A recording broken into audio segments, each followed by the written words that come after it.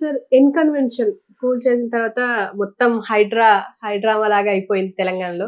ఉమ్. కానీ ఇన్కన్వెన్షన్ కూల్చివేత మీద నాగ చైతన్యని ఒక మాట అడిగారు. అంటే మీరేమనుకుంటున్నారు? ఎలాంటి చర్యలు తీసుకోబోతున్నారు అని అంటే ఏం చెప్పారు సార్?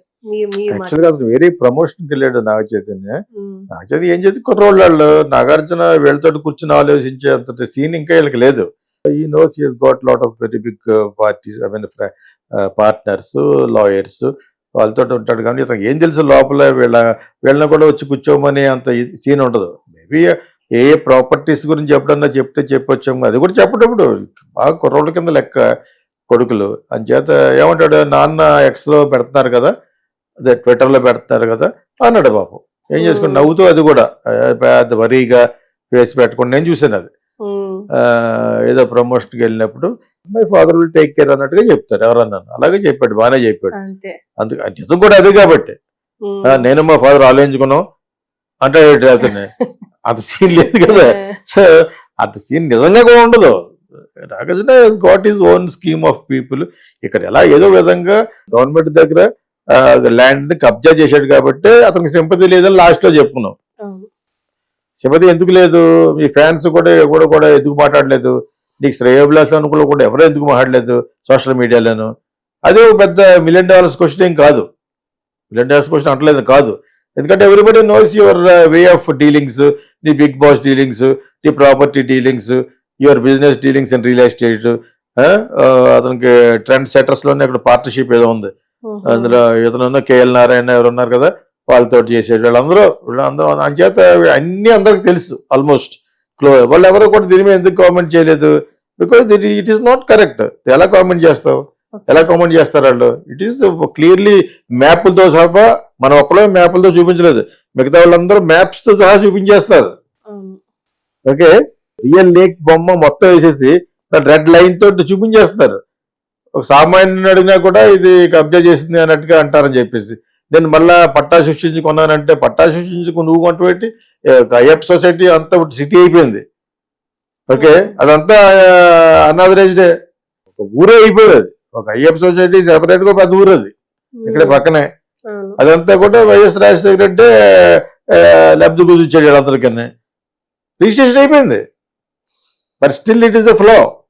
ఎవరు చేశారు? అది గవర్నమెంట్ చేసింది, కార్పొరేషన్ చేసింది. మరి మీరు ఎంత స్ట్రిక్ట్ గా ఉంటే మరి you should not have done that. అలాగే బోల్డ్ ప్లేస్లు ఉంటాయి.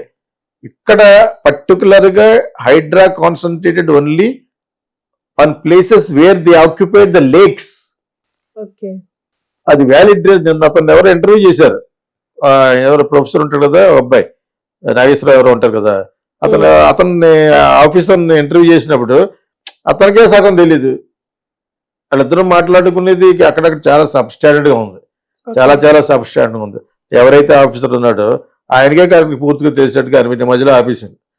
చాలా చప్పగా నడుస్తుంది అది ఆ ఇంటర్వ్యూ. అది ఒక 40 minutes అంతా ఉంది. అది అతను ఇంటర్వ్యూ చేస్తాడు ఇతన్ని, చేస్తాడు. ఎలా అంటే ఇతను అసలు కన్ఫర్మ్ ఒక కరెక్ట్ ప్లాన్ లో ఉన్నట్టు కనపడలేదు. ఇతను ఎలా పట్టుకొచ్చారు మంచి officer, you deal this Hydra అంటే ఏంటంటే లేక్స్ కమంటారంట దేశం అంటే, ఆ లేక్స్ ఎవరెవరు ఉన్నాయో కార్పొరేషన్కి వెళ్తే వాళ్ళ ఉన్నాయని చెప్పి తెలుసు. మరి రూలింగ్ పార్టీ ఉన్నాయి, అవి కూడా కొట్టేయాలి. నేను అనుకున్నావు కదా V6 అని, ఇంకా చాలా ఉన్నాయి. V6 ఛానల్ వాళ్ళది, ఇంకా చాలా వీళ్ళ కాంగ్రెస్ లో ఉన్న వాళ్ళు కూడా పడగొడితేనే ఇతను సేఫ్, లేకపోతే ఇతను సీట్ గలందు. అంటే ఇప్పుడు రేవంత్ రెడ్డి సీట్ కి డెఫినెట్ గా ఎసరు వస్తుంది. సొంత వాళ్ళు చేసిన వస్తే చేయకపోయినా వస్తుంది. చేయకుండా ఎలా ఉంటాయి? నాగార్జున కొట్టేసినప్పుడు అలాంటివి చాలా ఉన్నాయి. ఇంకా అవి కొట్టు మరి. అదే కదా అన్నాడు కేటీఆర్ ఛానల్లోను. ఒక అమ్మాయి ఎవరో చెప్తున్నారు కదా, వాళ్ళ గురించి ఎందుకు చెప్తానంటే వాళ్ళు అంత బాగా చెప్పారు వాళ్ళు. కేటీఆర్ ఛానల్లో ఒక అమ్మాయి వెళ్ళి చెప్పింది మొత్తం అంతా చూపించింది. మిగతా వీళ్ళు ఎవ్వరు కూడా కెమెరాలో పట్టుకెళ్ళలేదు అక్కడికి, తను ఒక్కతే పట్టుకెళ్ళి మొత్తం చూపించింది. ఏ ప్రాపర్టీ ఎవరికి బిలాంగ్స్, ఏ ప్రాపర్టీ కమ్స్ అంటారు దిస్ లేక, అవి కూడా కొట్టాలి. ఇతనికి అంత తెలిసినట్టుగా కనపడలేదు నాకు. ఆఫీసర్ పేరు ఏదో ఉంది, but what ever it is, ఇంకా హోంవర్క్ చేసి ఉండవలసిందేమో. అది ఏదో పిలిచారు ఇలా ఎడ్రా అని చెప్పేసి కొట్టేయన్నారు. మెయిన్ నాగార్జున వాళ్ళు 5-6 మార్కులు చేసినప్పుడు ముందు అవి కొట్టిన తర్వాత నాగార్జున కొట్టానని ఉంటారు. వాళ్ళు కూడా స్టేట్మెంట్ అంటే ఎవరిని ఉపేక్షించలేదు, we're going to remove everybody's అంటున్నారు ఫైనల్ గాను. అలాగైతే కొట్టాయి, చాలా మంది పోతాయి. చాలా మంది అంటే అంటే కాంగ్రెస్ వాళ్ళ కూడా ఉంటే అంటే ఆయన అన్నారు కదా, ఎవరు ఉన్నా ఉపేక్షించేది లేదు, అందరి అన్నారు.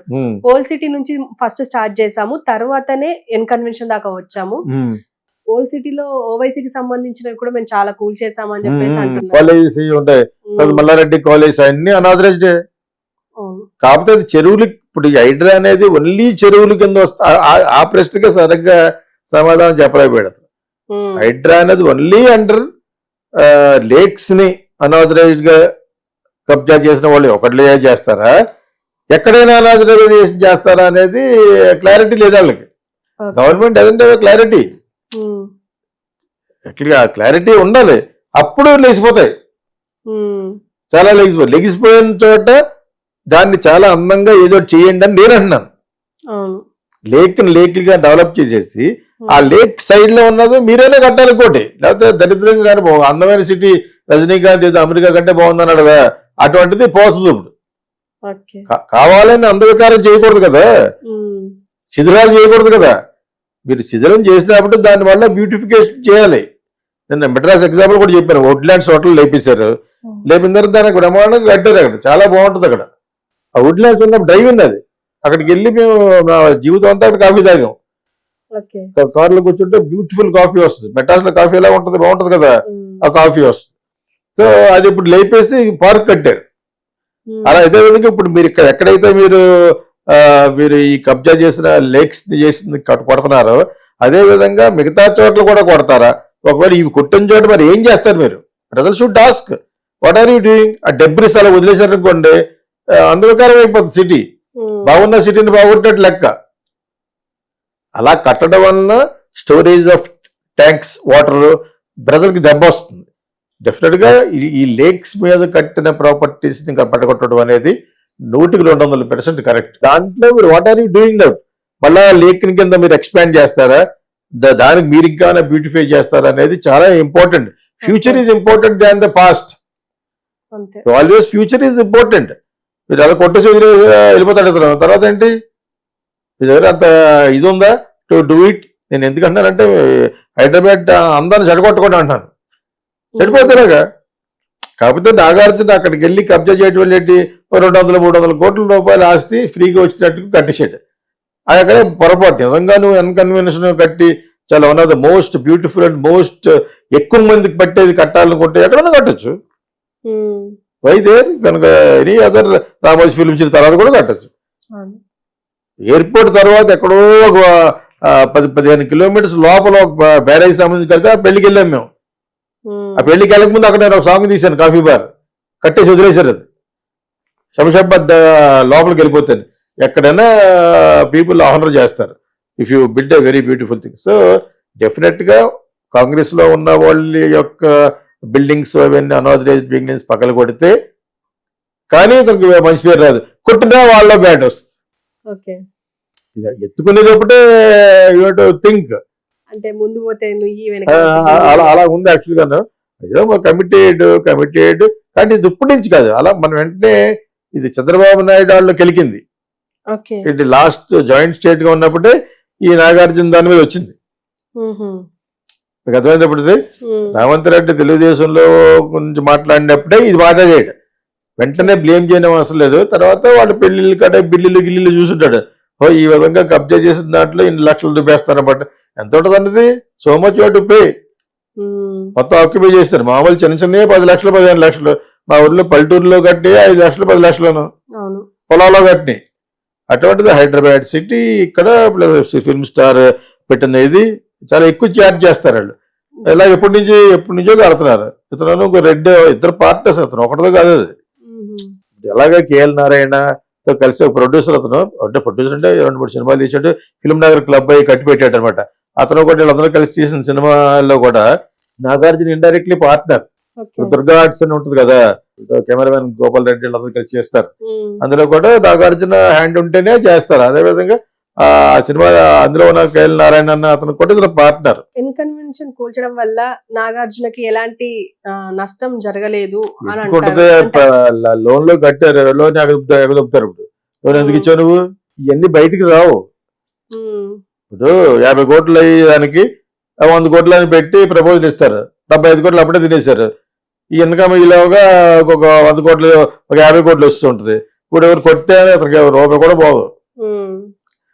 సంపాదించుకున్నాం అనుకున్న 300-400 కోట్ల ఆ కబ్జా ల్యాండ్ ఉంది కదా, అది మన చేయి జారిపోయింది అనుకుంటారు. అది వీళ్ళ సొంతంగా కొనుక్కున్నది ఏం కాదు కదా, కొనుక్కున్నా ఉన్నారు. ఎవరు కొనుక్కోవాలి, ఎవరికి ఇచ్చారు, ఎవరు అమ్మారు, ఎవరు అమ్మారు, అది గవర్నమెంట్ ఎవరు అమ్ముతారు? మరి అట్లీస్ట్ రామోజీరావు అంటే పక్కన విలేజ్ లో 200 మంది రైతులకి కొనుక్కున్నాడు ఎకరం 5 లక్షలు 10 లక్షల కింద. ఇక్కడ అలా ఎవరి దగ్గర కొన్నారు మీరు?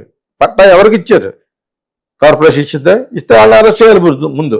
నువ్వు ఎందుకు ఇచ్చావని, ఎవడ బాబు సొమ్మని ఇచ్చావని అనాలి కదా. ఇదంతా పెద్ద స్కామ్ ఇది. వాళ్ళది కూడా ఏం పోదు.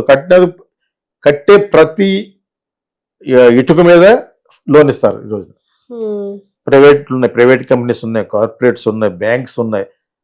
అంటే ఎగబడి వచ్చి ఇస్తారు. అలాగే ఇచ్చారు అంతే. అదంతా మీకు వాళ్ళు ఎందుకు ఇచ్చామంటాడు. ఇప్పుడు ఇతను అనక్కలేదు, ఇట్ ఇస్ అండర్స్టూడ్. ఆడు కోర్టుకు వెళ్ళాడు, రైట్ అప్ చేసేస్తారు. నువ్వు పుచ్చుకున్నంత, నేను ఇచ్చినంత నువ్వు పుచ్చుకున్నంతాను. ఎవరికి ఏమి నష్టం లేదు. మన ప్రజలు బాధపడిపోతుంటారు. ఇతను 4,000 కోట్లు అంట. నువ్వు చూసావా 4,000 కోట్లు? ఒకడెవడ తమిళని పెట్టి లాక్ కొట్టాలండి. 4,000 కోట్లు ఎట్రా?